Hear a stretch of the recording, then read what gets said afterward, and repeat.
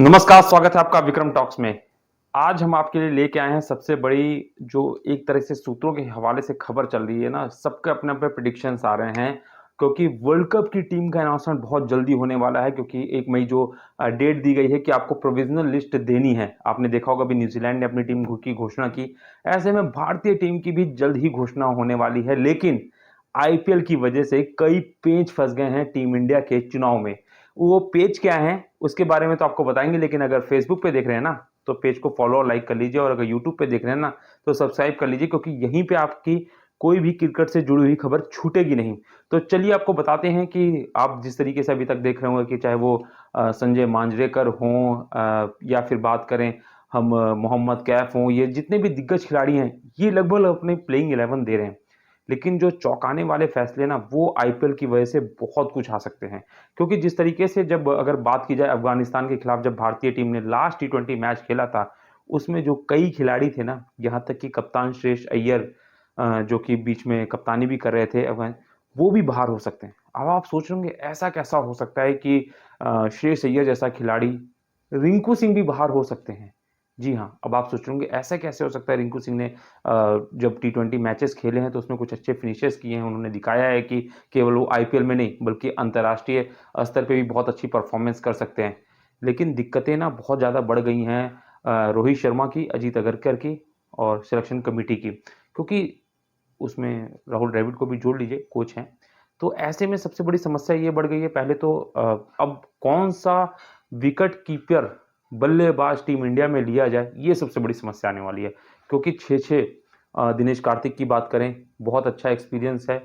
38 साल की उम्र में भी जिस तरीके से वो आरसीबी के लिए एक तरफ़ा खेल रहे हैं ना, उन्होंने दिखा दिया कि वो अभी भी बहुत बड़े दावेदार हैं। और आपने सुना होगा रोहित शर्मा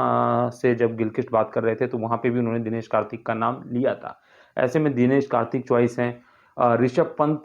करीबन 1.5 साल बाद अपने एक्सीडेंट के बाद वापसी कर रहे थे आईपीएल में, तो ऐसे में संशय था कि शायद आईपीएल में अच्छा परफॉर्मेंस कर पाएँ, नहीं कर पाएँ। फिटनेस लेवल की उनकी बात उठ रही थी, लेकिन जो अभी तक लगभग 9 मैचेस हुए हैं आईपीएल में, उन्होंने उसमें दिखा दिया है ना तो अब उनकी फिटनेस की दिक्कत है, ना ही स्कोरिंग रेट की दिक्कत है। जिस तरीके से उन्होंने 88 रन की 41 गेंदों पे पारी खेली या 29 रन की जो पारी खेली, उसकी बदौलत ऋषभ पंत भी पहली चॉइस बन सकते हैं क्योंकि जिस तरीके से वो अपने खेल की वजह से बाहर नहीं हुए, बल्कि एक्सीडेंट की वजह से बाहर हुए थे। और ऐसे में ऋषभ पंत वो खिलाड़ी है जो वो याद है ना आपको 2019 वर्ल्ड कप में भी बीच वर्ल्ड कप के चल में जब इंजरी हुई थी तो ऋषभ पंत को ही बुलाया गया था क्योंकि इतना लोगों ने क्रिकेट प्रेमियों ने हंगामा कर दिया था कि ऋषभ पंत तो चाहिए ही चाहिए।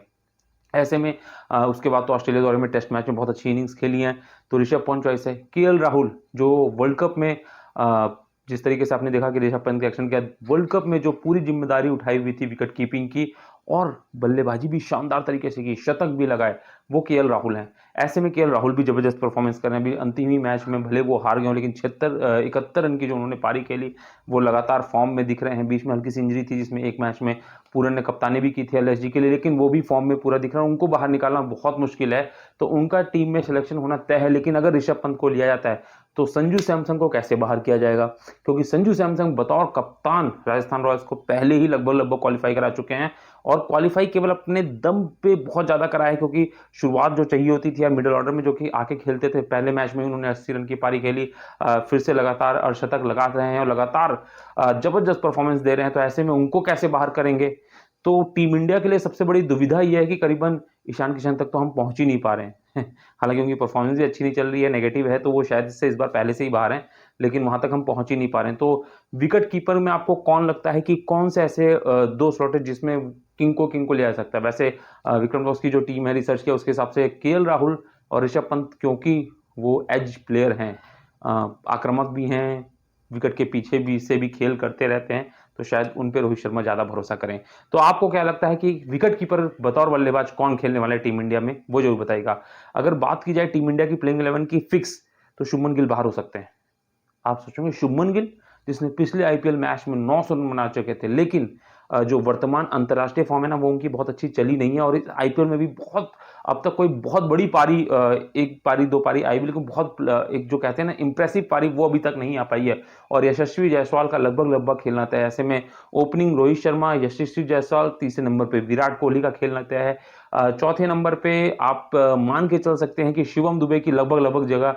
पक्की है, क्योंकि सीएसके के लिए जिस तरीके से वो बैटिंग कर रहे हैं, उससे पहले भी अंतर्राष्ट्रीय मैचों में जिस तरीके से बल्लेबाजी की है, तो शिवम दुबे एक तो लेफ्ट हैंडर हैं, तो लेफ्ट राइट का कॉम्बिनेशन अगर कोई विकेट भी गिरता है तो वहां पे उनके पास मौका है,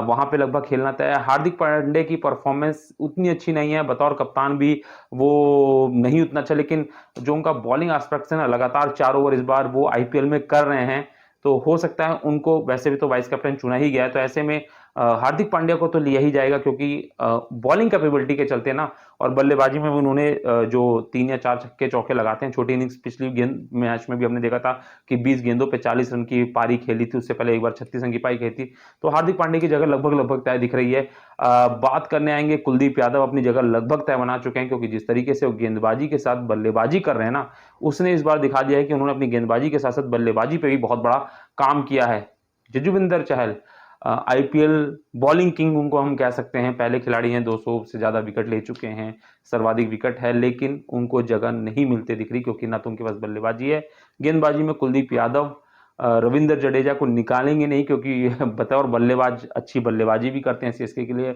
और फील्डिंग भी लेके आते हैं, और प्लस बॉलिंग भी, लेफ्ट हैंडर बॉलिंग भी, तो कुलदीप और रविंद्र के खेलने की वजह से यजुवेंद्र चहल की जगह नहीं बनती है, क्योंकि अगर वहां पे राइट आर्म ओवर स्पिन ले भी जाते हैं तो शायद सुंदर के पीछे ज्यादा जाएं, अक्षर पटेल भी हैं लाइन में लगे हुए हैं, तो बहुत दिक्कत होने वाली है। फास्ट बॉलिंग की जाए तो मोहम्मद सिराज, जसप्रीत बुमराह,